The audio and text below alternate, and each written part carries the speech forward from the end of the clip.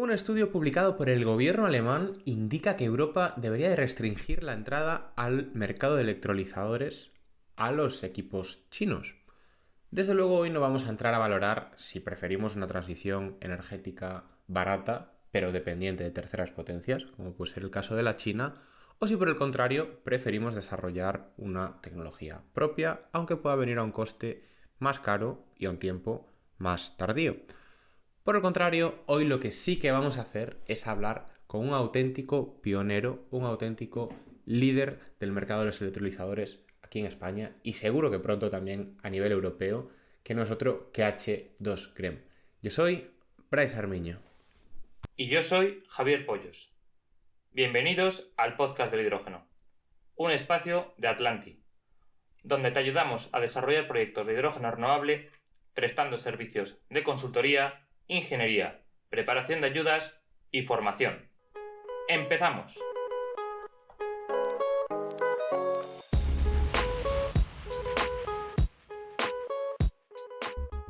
Buenos días a todos. Estamos hoy con Mario Carrero y Luis Acristán, CEO y responsable de desarrollo de negocio en H2 Grem o H2 Green, ya nos diréis ahora cómo se dice.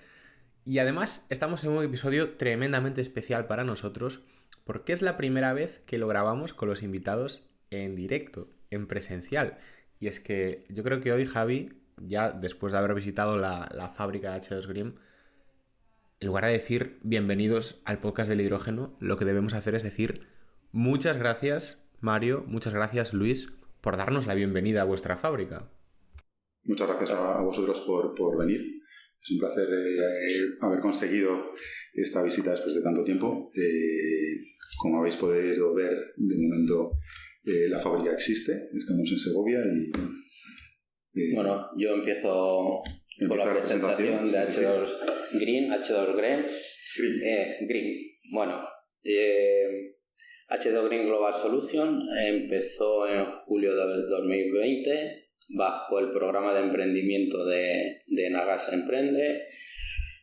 Seguidamente se han ido incorporando nuevos socios como Techniker y la última incorporación como socio mayoritario ha sido con Barry en el año 2022. H2 Green nace con el propósito de ser fabricante de referencia en electrolizadores PEM en España. Desde 2020 hasta ahora pues hemos pasado de hacer equipitos pequeños de 6 kilovatios a hacer equipos de 100 kilovatios y en este año con el firme propósito de fabricar el primer electrolizador de 1 megavatio. Eso es un poco el nacimiento y el objetivo con el que nació H2 Green. Estupendo, pues yo me sumo al agradecimiento de Bryce, daros las gracias por abrirnos las puertas de vuestra planta. Damos fe que efectivamente aquí se están fabricando electrolizadores y la verdad que es una gozada ver cómo trabajáis. Mi primera pregunta era un poco relacionándolo a lo que habéis comentado. Tenéis, bueno, que esto para vosotros no es algo nuevo, que el boom del hidrógeno nos ha pillado de nuevas y que ya lleváis muchos años trabajando en él. Nos gustaría que nos contarais algo más del background que tenéis cada uno en este sector. Bueno, sí, empiezo yo. Yo empecé en el mundo del hidrógeno en 2002 en una fábrica, una compañía que pensaba hacer componentes para pila de combustible. Como todos sabemos, este mundo del hidrógeno ha habido como 3 picos en los que se decía que ya estaba aquí y venía para llegar. Uno fue aproximadamente en 2004, en el que nosotros íbamos a hacer componentes para pilas de combustible y de la noche a la mañana todo este boom desapareció. El hidrógeno desapareció del mundo. Otro fue alrededor de 2007, en el que sucedió algo parecido. Y hasta estos días. En todo este trayecto, pues en mi vida he ido desarrollando y fabricando electrolizadores primero de muy pequeño tamaño. Lo normal era fabricar demostradores de 60 vatios, en la que los equipos eran totalmente funcionales, pero eran 60 vatios. A partir de 2018-2019 ya se empezó a oír que el hidrógeno era la alternativa a esa descarbonización que todo el mundo pretende, y a partir de ahí, en 2020, como os he dicho antes, se formó H2 Green, y en estos 3 años hemos pasado de hacer demostradores a hacer equipos totalmente industriales. ¿Por qué decidimos hacer electrolizadores en España? Porque estamos convencidos de que somos la mejor alternativa para todos estos proyectos que se están haciendo ahora mismo en España a niveles desde 50 kilovatios, 25 kilovatios hasta el megavatio. Entonces yo creo que hemos encontrado un nicho de mercado en el que somos bastante competitivos.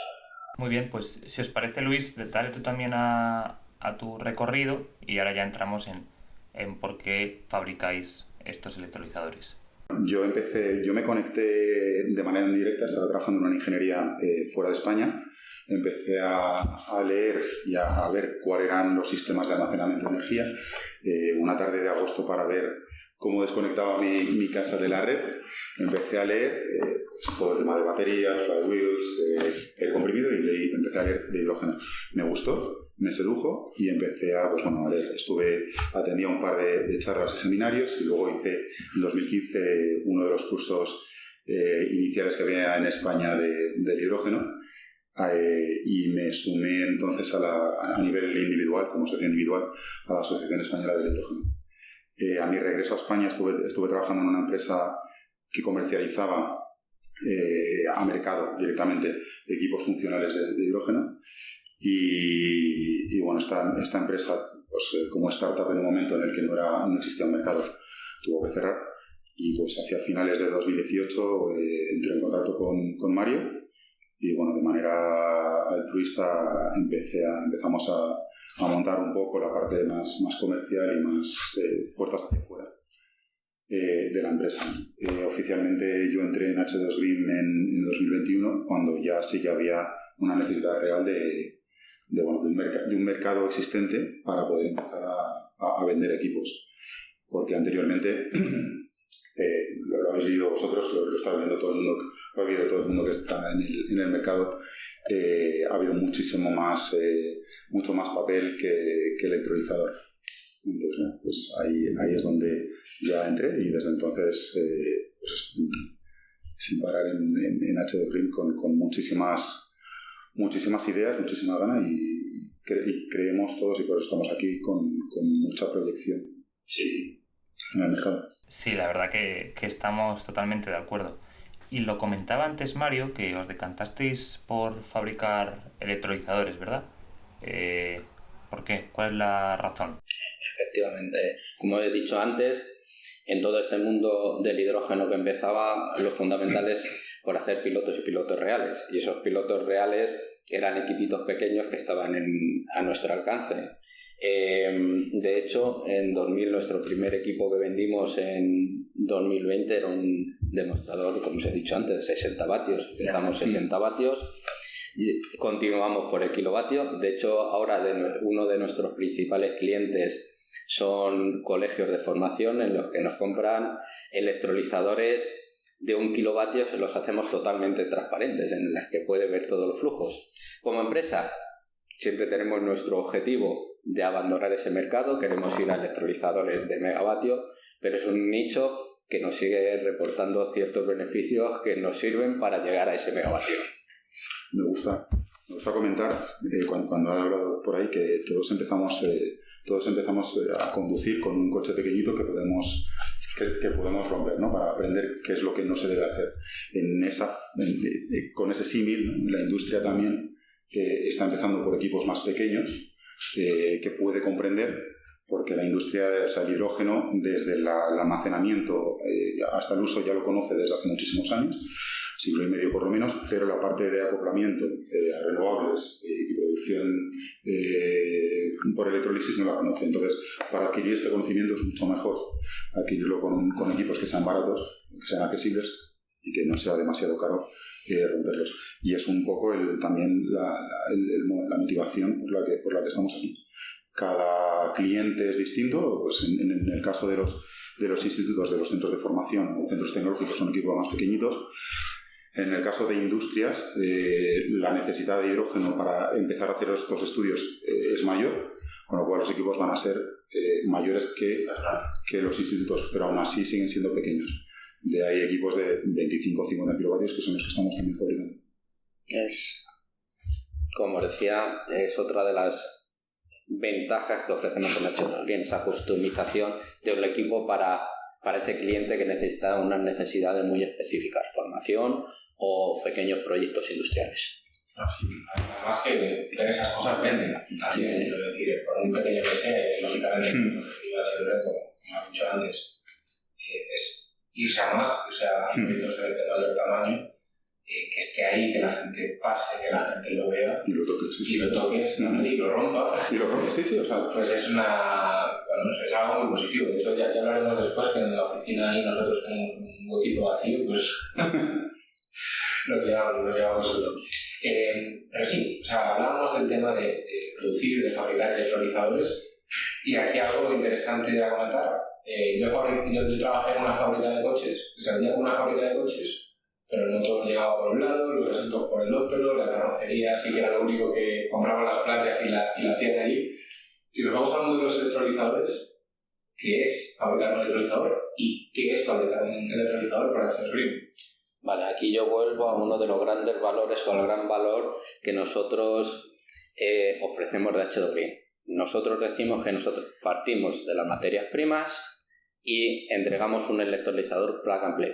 Habéis visto en la visita a la fábrica que partimos de las sales de los metales preciosos, habéis visto las sales de platino, os hemos enseñado el catalizador, ese catalizador tan activo, os hemos enseñado cómo fabricamos los electrodos, cómo ensamblamos nuestros stacks y lo llevamos al equipo. El equipo, veis, por supuesto, tiene componentes, bombas de circulación, electrónica de potencia que nosotros no fabricamos. Son componentes que están en el mercado y no nos aportan a nosotros nada. Escogemos esos componentes a medida del equipo que estamos haciendo, diseñamos ese electrolizador, ensamblamos la parte del proceso, la parte de BOP, la electrónica de potencia y en definitiva entregamos un equipo completo. Eso es para H2 Green, la fabricación del electrolizador. Cumplir toda la cadena desde las materias primas hasta el electrolizador plug and play. No, es que además es un auténtico espectáculo poder verlo. Nosotros que llevamos ya 4 años con esto del hidrógeno a nivel profesional, vamos a decir, es que nunca habíamos tenido esta suerte de poder ver cómo se hace. Es como una receta prácticamente que se hace desde cero hasta que tienes pues tu plato final y en este caso sumado a que, bueno, hoy precisamente hemos podido ver, ¿no? Desde no la impregnación, pero sí los propios catalizadores, cómo se hace esa especie de tinta que después sí que se acaba impregnando hasta cómo se ensambla, ¿no? Dentro del propio stack, y ya sumado que ha sido la guinda del pastel, yo creo, a que teníais precisamente 3 sistemas a punto de salir y que, bueno, pues lo ves todo terminado, bonito, brillante, funcionando, y ha sido, vamos, una experiencia irrepetible. Muchas gracias por eso, de nuevo. Pero yo, Mario, Luis, sí que, nuestros oyentes ya sabéis que tienen aquí muchos másters del hidrógeno después de, yo creo, Javi, que es el episodio 74, ¿no? Si no me equivoco, después de 74 episodios, más os vale, amigos, saber bien lo que es un electrolizador. Pero no quería dejar pasar un episodio con un fabricante de electrolizadores, además que entendéis todo muy bien, porque lo hacéis absolutamente todo, sin que nos expliquéis, y yo creo que aquí, Mario, quizás va un poquito más dirigida hacia ti la pregunta, ¿en qué consisten las partes de un electrolizador, desde, bueno, lo que viene a ser ese acondicionamiento eléctrico hasta el propio, pues, acondicionamiento de los gases a posteriori, sumado pues a todas las recirculaciones o demás que tengamos que saber? ¿Nos puedes dar una explicación, por favor? Yo voy a hablar sobre todo de electrolizadores PEN. Electrolizadores PEN, que son los que fabricamos en H2 Green. El corazón del electrolizador, por supuesto, es el stack.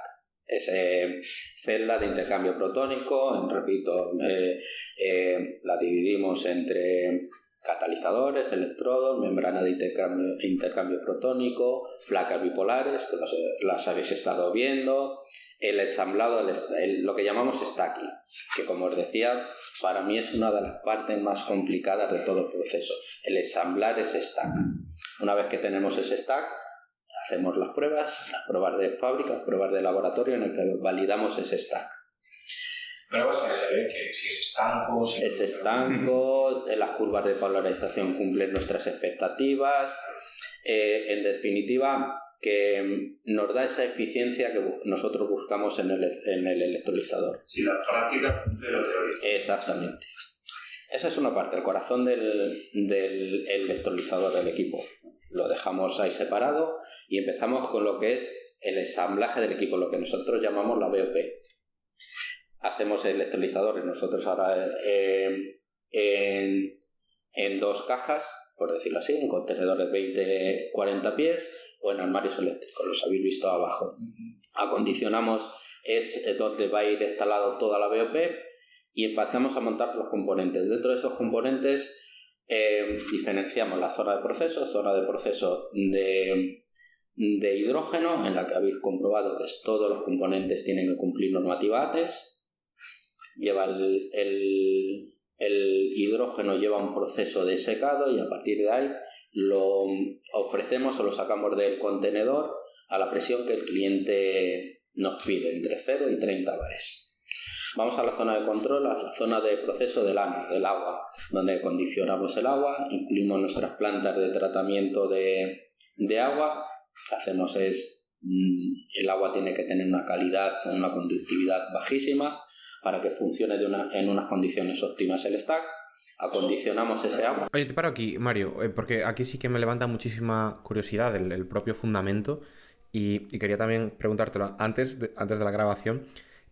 ¿Por qué es necesaria una tan baja conductividad del agua para el correcto funcionamiento del stack? ¿Qué principio explica esto? Simplemente para que no se cortocircuite el stack. O sea, tus celdas, el agua es conductor. Es un ánodo de un cátodo en el que hay una transferencia de intensidad. Cuanto menos conductora el agua, mejor va a funcionar el stack. Simplemente es eso. Vale. Por eso lo que buscamos es que ese agua tenga una conductividad lo más próxima a cero. Es imposible, pero intentamos que sea lo más próxima a cero.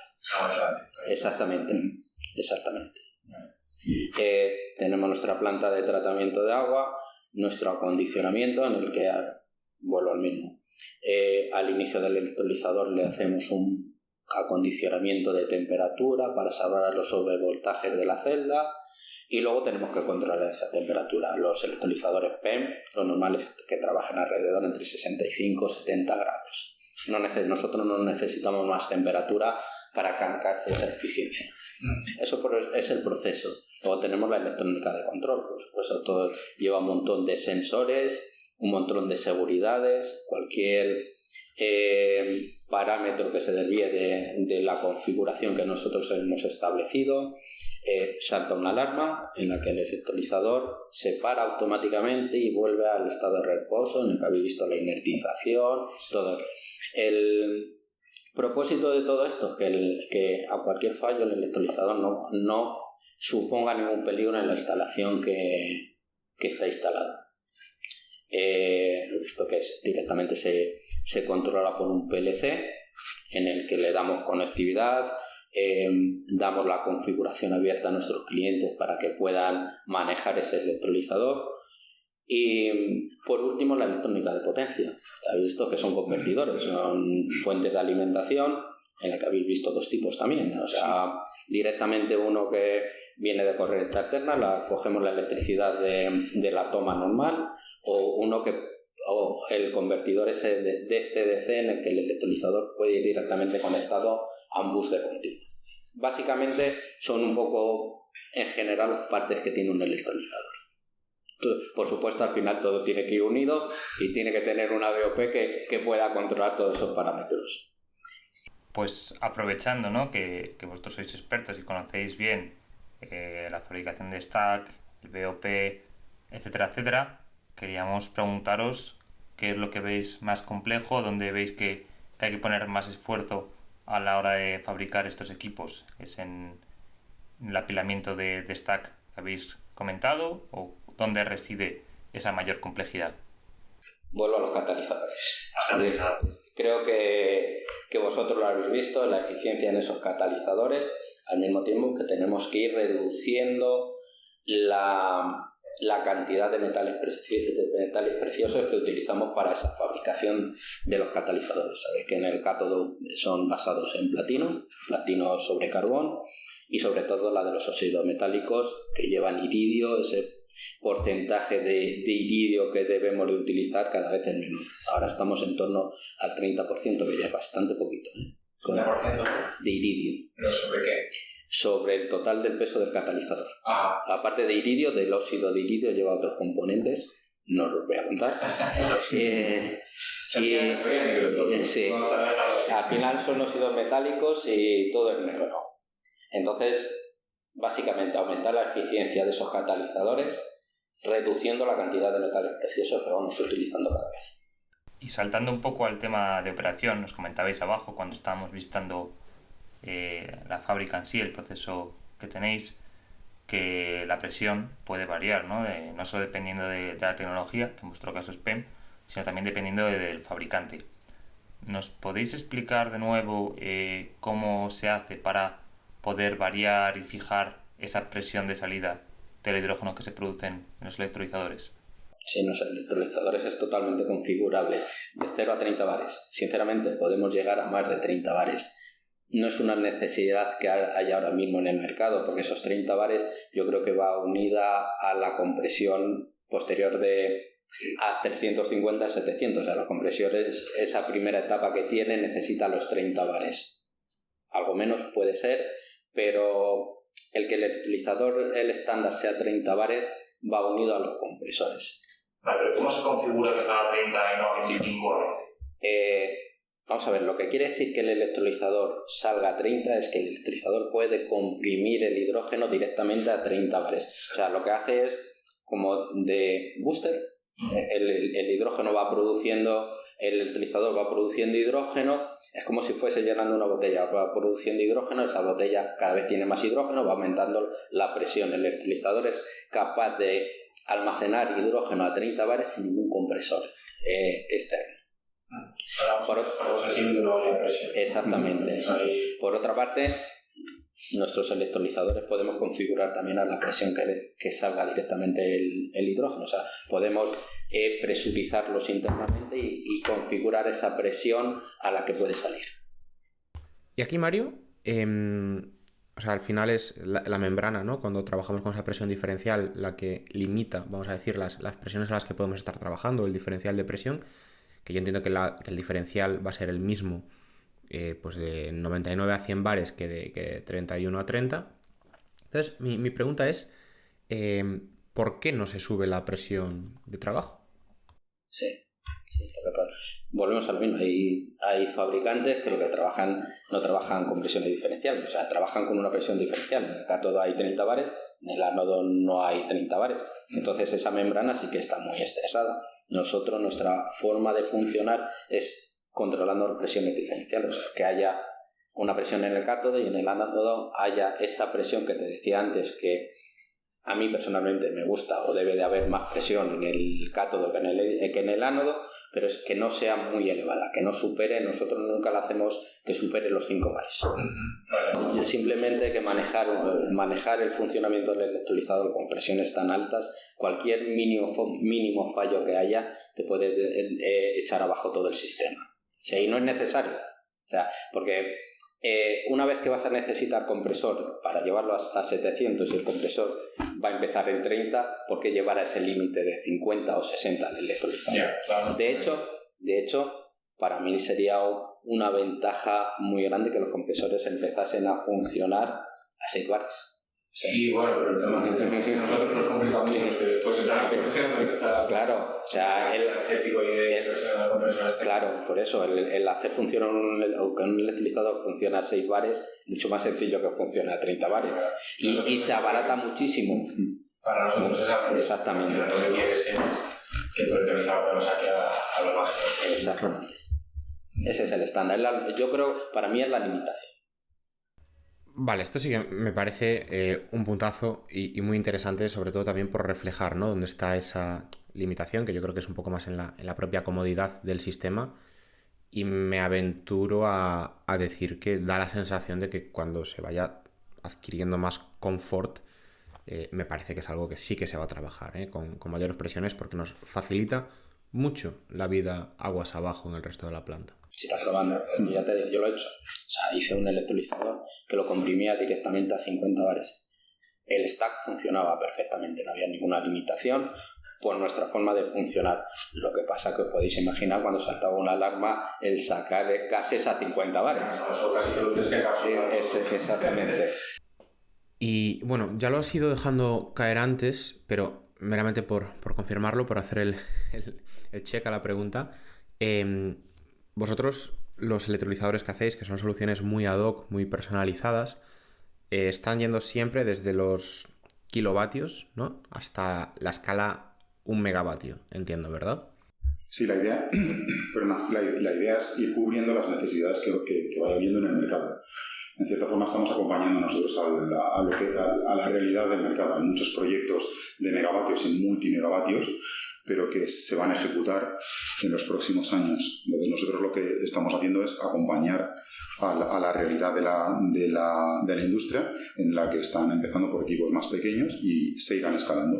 Nosotros pues, estamos cubriendo estas necesidades, estos nichos, y vamos ya investigando y desarrollando productos que en los próximos años puedan satisfacer las necesidades no solo de clientes nuevos, sino de todos los clientes actuales que tenemos, que vayan a ir escalando. Entonces, la idea es llegar a un equipo de 1 megavatio y luego poder a partir de ahí replicar ese megavatio o incluso aumentar la producción unitaria. Una vez que sepan cómo funciona, claro, qué hacéis y demás, pues sí. Al final esta industria se está montando, es un mercado que se está montando. Y como tal, cada uno tenemos que ir aprendiendo y conociéndonos. Qué es lo que hace cada uno y qué es lo que necesita cada uno y cuáles son los pros y los contras tanto de proveedores como de clientes. Nos pasa también a nosotros con nuestros propios proveedores. Sabemos cuáles son las limitaciones, tenemos que conocer a nuestros proveedores, ¿no?, cuáles son las limitaciones, cuáles son los pros. De igual manera, nosotros, H2RIM, al final se encontrará su segmento y los clientes encontrarán su valor principal. Y crecer de forma compasada, sí, tienes razón. De hecho, bueno, ahora es fácil, ¿no?, ser un listo cuando ya tienes cierta perspectiva de lo que ha pasado, pero los fabricantes de electrolizadores principales, los emergentes sobre todo, vamos a decir, han pecado mucho de eso. Yo puedo asegurarme de que mi stack o incluso mi unidad de tratamiento de gases está lista en meses, en un año y medio, pero fijaos todos los problemas que hubo, por ejemplo, con la electrónica de potencia o incluso con los tiempos de entrega, porque muchos de estos al final acababan produciendo en China y demás. Y sí, totalmente razonable lo que estás comentando, Luis. Esas estimaciones que se han proyectado estos años de atrás, que no están llegando tan rápidamente. Claro. Entonces, ahí vamos ya al tema de cómo montar una empresa, que las necesidades y que la empresa vaya creciendo al ritmo que va creciendo ese mercado. Sí, es que vamos, totalmente. De hecho, bueno, estamos ya a 2024, 4 años después del boom, ¿no?, del hidrógeno, del €1,5 por kilo que se prometía para el año 2025, que bueno, pegó fuerte. Y lo cierto es que hemos visto desde ese año hasta subidas en los propios equipos. Yo creo que todo el mundo ha experimentado esto, o lo ha sufrido, mejor dicho, de pedir un electrolizador, vamos a poner la referencia, a 1.000.000 euros el megavatio, y que un año después valiera 1.500.000, 1.400.000, porque hasta el propio fabricante, más allá de la subida de costes, veía que fabricar fuera del laboratorio o fuera del AutoCAD implicaba unos costes mayores de los que esperaba. Es cierto que ahora estamos empezando a ver que se bajan los costes de nuevo y la verdad, estamos sobre todo para proyectos grandes pero que muy sorprendidos con lo que estamos viendo. Pero se ha tardado y se tardará todavía en, bueno, ajustarse a las expectativas. Aunque bueno, dentro de esta madurez que está adquiriendo el sector, la verdad que sí que este último año ya se ha notado muchísimo. No obstante, hace pues cosa de 2-3 meses leía una noticia de que las fábricas de los principales fabricantes véase Nel, Plug o incluso supongo que Thyssen también entraba dentro de este espectro, están funcionando al 10% de su capacidad nominal, con lo cual pues nos hace ver que sí, que se ha crecido o se ha sobredimensionado o tenido una expectativa que no era real, incluso por parte de los fabricantes, ¿no? Que son los que sienten un poco más cómo está el mercado, pero aquí lo sabemos todos. Hay mucha petición de ofertas, mucho interés, pero a la hora de cerrar ofertas esto va muy lento. Nadie está firmando y eso lo sufren y bueno, lo sufrimos todos al final. De acuerdo que a la hora de planificar tu producción, abaratar costes, es fundamental llegar a esas gigafactorías, pero lo que decías, esas gigafactorías hay que mantenerlas. Claro, y unos costes fijos. Y la inversión inicial, claro. Pero fueron quizá también las primeras expectativas. Había un informe, creo que de 2019, que para el 2024 España iba a tener 72 gigavatios de electrólisis. Entonces, incluso cuando se bajó el año pasado a 6 gigavatios parecía elevado, y ahora creo que fue a principios de año, no me acuerdo, que el gobierno en junio. Pues sí, entonces ha pasado muy rápido el tiempo. Lo habían elevado a 11 gigavatios, que aún así me sigue pareciendo un tanto ambicioso. Y hablando de mercado, la siguiente pregunta que teníamos preparada para haceros era, desde vuestra creación allá por 2020, que nos contarais, bueno, pues cuántos electrolizadores habéis producido, qué potencia. Dejo a Luis que intervenga, que es realmente... Tenemos por número de equipos sí que es un buen número. Nosotros tenemos, con las últimas ventas que hemos hecho ahora en el mes de mayo, vamos a sacar 42 equipos a la calle, pero hay equipos de todo rango, ¿no? Desde 60 vatios, 265 vatios, unos cuantos de 1 kilovatio, y luego hay algunos más de 50 y otro de 100. La idea es que este año tengamos algunos más de números más grandes, pero tampoco es algo que a nosotros nos incomode, porque al final también estamos aprendiendo nosotros, están aprendiendo los clientes, y es algo que es iterativo, ¿no? Sí, no. ¿Estás haciendo los aprendizajes? Sí. Oye, vosotros que ya habéis fabricado electrolizadores, que habéis hecho electrolizadores desde la unidad del vatio, kilovatio, hasta los varios cientos de kilovatios, bueno, que tenéis aquí precisamente uno de 100 en la propia fábrica, ¿qué aprendizajes os lleváis? O sea, ¿qué destacáis, qué habéis visto que pueda ser muy similar de unos a otros, que puede ser diferente? ¿Qué diferencias hay entre uno más pequeño, uno más grande? ¿Nos podéis compartir alguna de estas lecciones para llevarnos a casa? No, mira, yo no es... sinceramente, una de las cosas que se dicen de los electrolizadores PEN, de las virtudes de los electrolizadores PEN, es la escalabilidad. O sea, que son totalmente escalables. Nosotros lo hemos demostrado. O sea, lo hemos demostrado totalmente, como decía Luis, desde 60 vatios hasta los 100 kilovatios que le habéis visto ahí. Es lo mismo. Es que habéis visto equipos que se replican aumentando la potencia, aumentando la producción. Y es más, nos hemos ido dando cuenta que a medida que subes la potencia, el control es mucho más suave. Claro, tienen más donde mucho más, o todo se produce mucho más lento. O sea, el control el control de la BOP es mucho más suave. Entonces, repito, lo que todo el mundo predica de los electrolizadores PEM y queda ahí como escalable, pero ¿hasta qué grado? O sea, te queda esa duda. Tú me estás diciendo que es escalable, pero no me lo estás demostrando. Pues lo hemos demostrado esta mañana. Sí, muy visual. Es bueno de venir a las fábricas, ¿no? Y al final ves realmente qué es lo que está ocurriendo. Sí.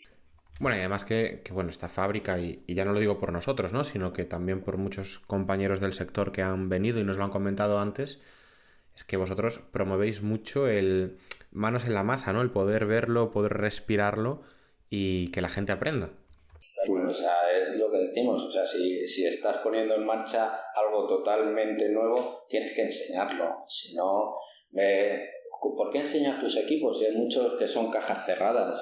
Pero si lo habéis visto, vais a hacer un electrolizador, no es tan sencillo como ver los componentes, porque los componentes los conoce todo el mundo. Una cosa es enseñarlo por dentro, explicarlo, verlo funcionar, y otra cosa es realmente fabricarlo. El hidrógeno lo podemos generar nosotros en casa, ¿no? Con un par de... Realmente, y lo que os decía, enseñamos lo que realmente se puede enseñar. Claro. Bueno, pues esto se arregla fácil. Fletamos un bus del podcast del hidrógeno aquí a la fábrica H2 Grem para que venga a verlo todo el mundo y así, bueno, pues facilitamos la visita. Y Luis Mario, yo una cosa ya de las últimas también que me quería, bueno, pues resolver, ¿no? Esta duda es la siguiente. ¿Qué ocurre una vez que se adquiere un electrolizador? Quiero decir, ¿qué mantenimientos son precisos a lo largo de toda la vida útil del equipo? ¿Yo primero? Sí, por favor. Mira, una de las grandes, como los hablábamos y os ha sorprendido mucho, es que el 98% de los electrolizadores que salen de H2 no volvemos a saber nada del electrolizador. Ahora mismo, Luis sí que está planteando, ahora lo dirá él, estamos planteando ya contratos de mantenimiento. O sea, porque llega un momento que esos electrolizadores iban a proyectos que no eran poco más que secretos, incluso van a instalaciones que es difícil trabajar en ellas, pero esos electrolizadores ya sí que empiezan a funcionar de una manera continua. Y por supuesto tienen que tener un mantenimiento, como todas las máquinas se van a romper, o sea, es así. Entonces ahora sí que estamos planteando, y ahora lo comentará Luis, esos contratos de mantenimiento. Sí, bueno, hay varios temas que estamos trabajando, ¿no? Uno de ellos es efectivamente unos contratos de mantenimiento que a medida que se vayan utilizando vamos a poder nosotros trabajar en ellos y aprender. Y por otro lado también algo que se nos está pidiendo son las extensiones de garantía, que inicialmente el mercado al que dábamos servicio no lo requería. Ahora son otros mercados, otros nichos, otros segmentos, los que nos están pidiendo, el segmento industrial, por ejemplo, y ahí sí que requieren, pues nosotros ofrecemos 2 años de garantía, pero nos exigen pues 3, 5 y 10 años de garantía en nuestros equipos. Entonces, ese avance por parte de la demanda de clientes es también una muestra de que el mercado se está sedimentando y ya esas fases iniciales de aprendizaje, de mucha Excel, de mucha cotización, pues ya cada vez se está centrando mucho más en, oye, necesito saber cuáles son los componentes, cuáles son las vidas de los componentes, cuál es un poco más entrar en detalle de qué es, como preguntabais antes, qué es un electrolizador y qué llevan. Entonces, nosotros en ese sentido, pues a medida que estamos aumentando la capacidad de producción, la potencia de nuestros equipos, también nos estamos profesionalizando en ese sentido, en dar servicio a nuevos segmentos, a nuevos mercados que están entrando o que ya existen y que quieren meterse en la parte de descarbonización. No solo automovilísticos, no solo transporte, mercados también, pues, por ejemplo, creo que vosotros también con grasas, cerámicas, cristalería. Esa gente requiere de otro tipo de documentación muy distinta a lo que requiere un centro de investigación, una universidad o un centro de FP. Entonces, bueno, pues ahí nosotros también nos vamos a tener que adaptar y nos estamos adaptando poco a poco a la realidad. Y otra pregunta relativa al mantenimiento. Bueno, todos sabemos que el stack se va degradando a medida que lo vas utilizando y al cabo de ciertas horas de utilización, pues o hay que cambiar el stack, hacer un recambio, o hay que hacer un mantenimiento para un reacondicionamiento del equipo. ¿Vosotros apostáis por el recambio o por el reacondicionamiento del stack? Recambio, definitivamente. Recambio porque ese stack, como decía, se va degradando. Esa degradación implica una degradación de la membrana y esa membrana va perdiendo sus componentes, o sea, se va disolviendo poco a poco. Esos catalizadores hay que tener en cuenta que están en un flujo de agua, también se van perdiendo, se van degradando los catalizadores.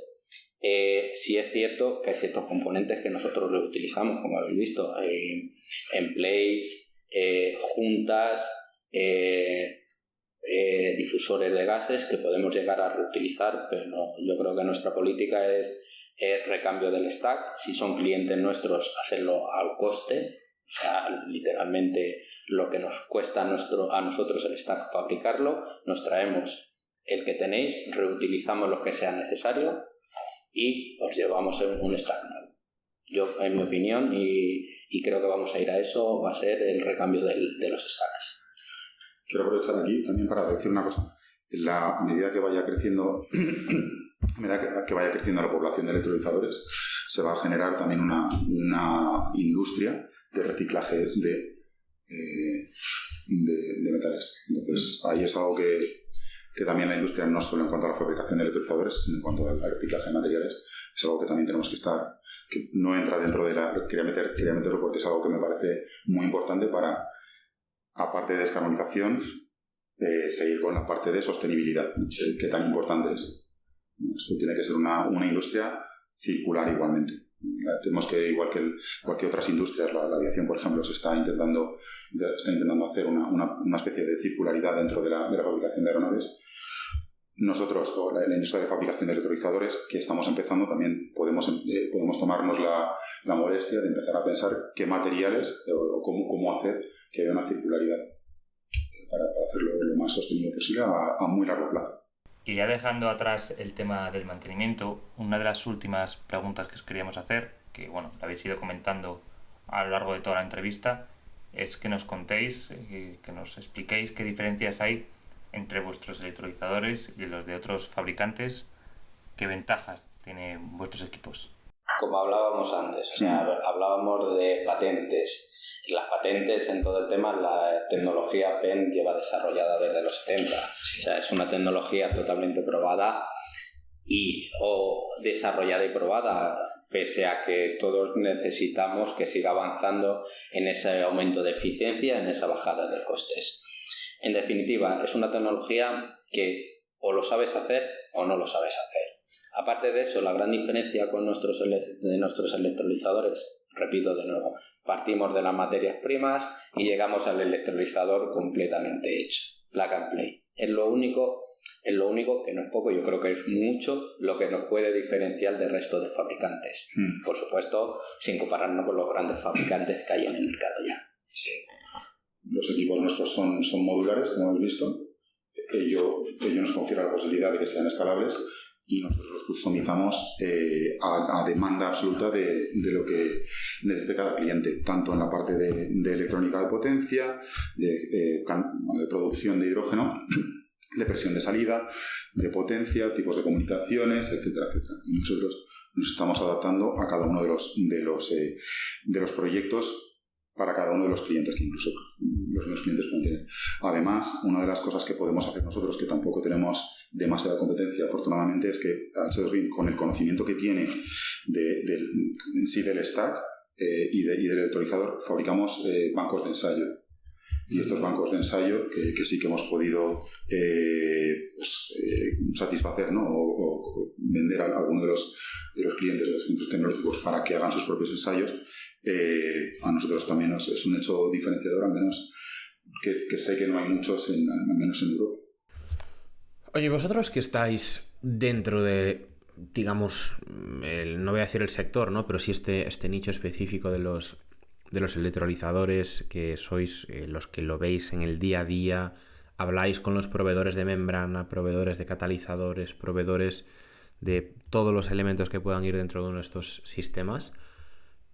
Claro, nosotros vemos mucho informe, vemos mucha expectativa, incluso pues análisis que pueden ser más o menos elaborados, pero vosotros estáis en el meollo, ¿no? Y mi pregunta es, de cara a los próximos años, que realmente necesitamos mucha mejora tecnológica o incluso mejora de costes en la propia fabricación y demás, ya no tanto a nivel eficiencia, sino puramente coste, ¿qué veis? O sea, ¿qué os comentan? ¿Dónde entendéis que puede haber mejoras de aquí a los próximos 10 años? ¿Nos podéis compartir algunas de estas impresiones que tengáis? Empieza. Yo cuando a electrolizadores soy de la opinión, o sea, y vuelvo a la tecnología PEM. ¿Los habéis visto cómo se hace? Los electrolizadores PEM, titanio, platino, iridio, membrana de intercambio protónico. Yo creo que las membranas sí se pueden mejorar. Catalizadores llevan intentando sustituir el platino décadas y no lo han conseguido en otras industrias. Titanio, por muchos recubrimientos que se hagan de otros componentes, no hay otra cosa que funcione en titanio. Estoy hablando... Exactamente, estoy hablando de los PEM. Entonces, o se descubre un material nuevo, o yo creo que en cuanto haces en celdas que llegan a unos rendimientos ya, lo que es la celda del 85%, hay que exprimir mucho ya para conseguir algo más. Entonces, yo lo que espero, sobre todo, sea el abaratamiento de costes por la industrialización en la fabricación. Eso sí, que podamos llegar a unos precios que ese CAPEX de los proyectos bajen y sean realmente proyectos reales. Esa yo creo que es mi esperanza que suceda en los próximos años. Yo también considero hay otros, o sea, está la industrialización, la parte de desarrollo tecnológico es algo que tiene que ocurrir a medida que vayamos pasando el tiempo. Nuestro primer stack era de 6 kilovatios, ahora llevamos por 50 kilovatios por stack. Entonces es un desarrollo tecnológico, pero también por otro lado la industrialización y la automatización de procesos, eso va a conferir un ahorro de costes, el aumento de la competencia, no solo en la parte de componentes, sino en la parte de fabricantes de electrolizadores.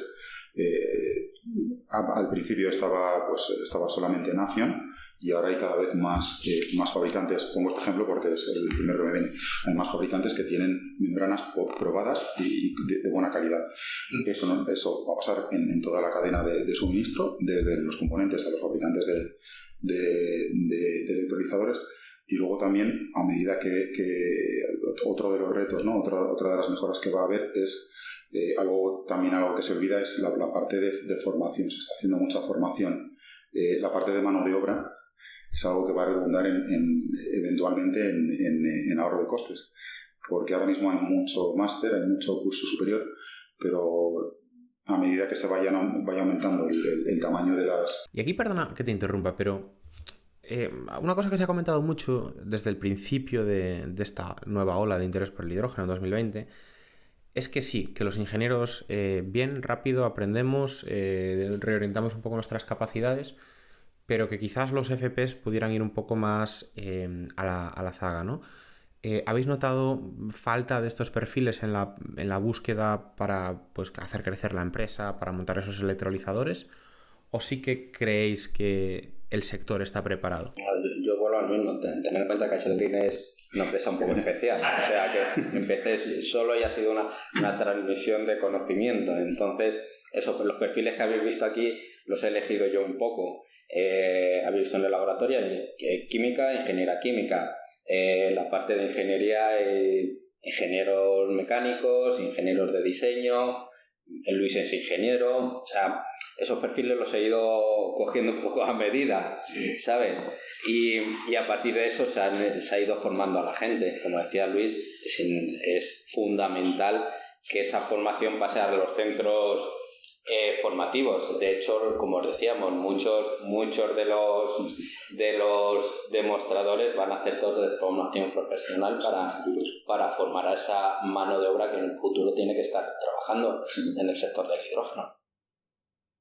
O sea que no es solo la parte esta de formación, no es solo la parte de ingenierías y conocimiento específico de cómo fabricar, sino de cómo diseñar un producto, sino luego abajo especialistas en montajes, ¿no? Porque al final puedes tener un problema en la parte de electrónica y tienes que conocer el equipo para saber cuál es el fallo que está ocurriendo, o en la parte de gestión de fluidos. Entonces al final estudiantes de FP, especialistas, necesitamos que se vayan incorporando.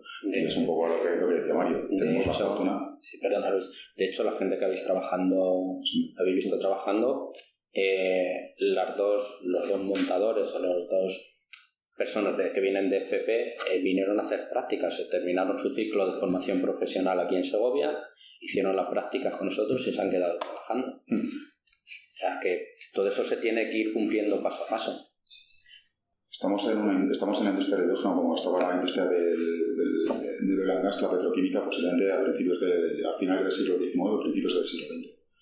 Creo que es una industria que se tiene que ir formando con todas las piezas de despunte, y contamos con la ventaja de que ya tenemos muchos conocimientos adquiridos de esa industria, pero contamos con la desventaja de que se está exigiendo que esa curva de aprendizaje sea mucho más acelerada, mucho más rápida de lo que realmente es. Y es un poco también la gestión de las expectativas, es un poco lo que desde el punto de vista de los fabricantes necesitamos también a los medios, ¿no? Y a la sociedad, decir, oye, esto está, el hidrógeno está, la tecnología está, todo está en su lugar, pero tiene que ir dándose pasitos, no va a ir tan rápido como lamentablemente, ¿no?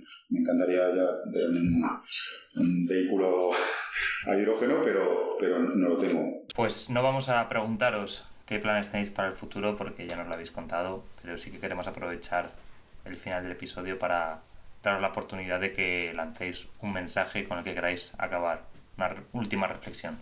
Pero primero, daros las gracias por vuestra visita, por hacernos participar en vuestro podcast, y decir que a todo aquel que quiera venir o quiera ver una fábrica de electrolizadores que realmente estamos ensamblando y ver un electrolizador funcionar desde las tripas al equipo completo, pues bienvenido, ¿eh? De hecho, recibimos bastantes visitas y encantados de recibir a todo el mundo con ese objetivo de que este mundo del hidrógeno llegue a lo que todos queremos, por beneficio de todos. Por mi parte, igualmente, daros las gracias por la oportunidad. Ha sido largamente esperada, pero bueno, aquí estamos. Y eso, reiteraros tanto la visita que habéis hecho, poder verlo, como darnos a nosotros la oportunidad. Y un mensaje que me gustaría decir es que tenemos la industria como tal, tiene que estar unida. Hace no mucho hice una charla, tuve la suerte de hacer una charla y terminé la charla con un fotograma de 300. Y tenemos que unificarnos, no somos enemigos, desarrolladores, fabricantes, reguladores, tenemos que trabajar juntos, intentar compartir esa información, que hay tanto secretismo por todas partes. Creo que no es el momento todavía de empezar a poner esas barreras. Vamos a intentar remar todos juntos, trabajar todos juntos, porque estamos generando el enemigo dentro de casa. Y lo que hay que hacer es intentar descarbonizar, intentar sacar... Exacto. Claro. El principal objetivo es desplazar el hidrógeno gris. Pues vamos a por ello. Pero tenemos que ir cuanto más cohesionados y más unidos, tanto mejor. Y por mi parte ya, además, dar las gracias a los oyentes y nada, eso los esperamos en Segovia, cuando queráis. Se queda ahí. Muchas gracias, chicos. Gracias a vosotros. Pues hasta aquí ha llegado este episodio, que ha sido especial, que hemos grabado junto a los invitados, Luis Sacristán, Mario Carrero de HDS Green, quienes agradecemos enormemente que nos hayan abierto las puertas de su fábrica aquí en Segovia. Esperemos que os haya gustado y que nos acompañéis durante los próximos capítulos, porque es mucho lo que tenemos y queremos contar. Dadle a like y suscribiros para ayudar a que este podcast crezca. Todas vuestras valoraciones serán bien recibidas en el correo elpodcastdelhidrógeno@gmail.com o en los comentarios de las principales plataformas. Un abrazo grande y hasta la próxima semana.